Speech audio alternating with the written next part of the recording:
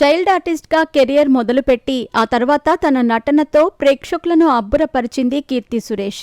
నేను శైలజ సినిమాతో తెలుగు సినీ ఇండస్ట్రీలోకి అడుగుపెట్టిన ఈమె ఆ తర్వాత మహానటి సినిమాతో ఏకంగా నేషనల్ అవార్డును సొంతం చేసుకుంది.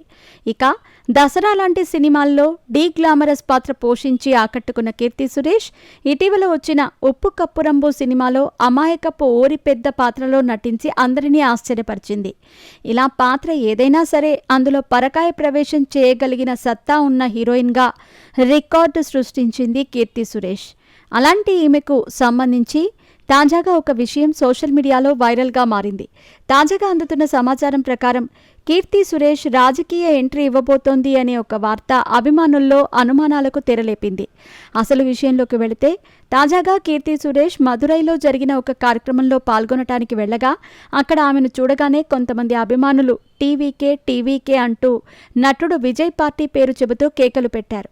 ఇక కీర్తి సురేష్ నటుడు విజయ్ ప్రారంభించిన టీవీకే పార్టీలో చేరబోతున్నట్టు సోషల్ మీడియాలో ఒక వార్త వైరల్ అయ్యింది. దీనిపై కీర్తి సురేష్ స్పందించలేదు. అందుకే ఈమె విజయ్ పార్టీలో చేరటానికి సిద్ధంగా ఉంది అనే ప్రచారం ఊపందుకుంది. మరి దీనిపై కీర్తి సురేష్ స్పందిస్తుందేమో చూడాలి. ఇక కీర్తి సురేష్ విషయానికొస్తే నటి మేనక, నిర్మాత జి సురేష్ కుమార్ల కూతురు కీర్తి సురేష్.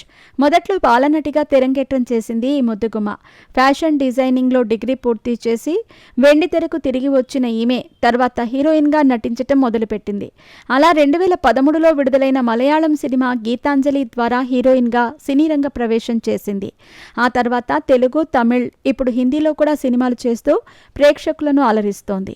ఇకపోతే కీర్తి సురేష్ తన చిరకాల స్నేహితుడైన యాంటోనీ తట్టిల్ను 2024 డిసెంబర్ 12వ తేదీన గోవాలోని ఒక ప్రైవేట్ రిసార్ట్లో వివాహం చేసుకుంది.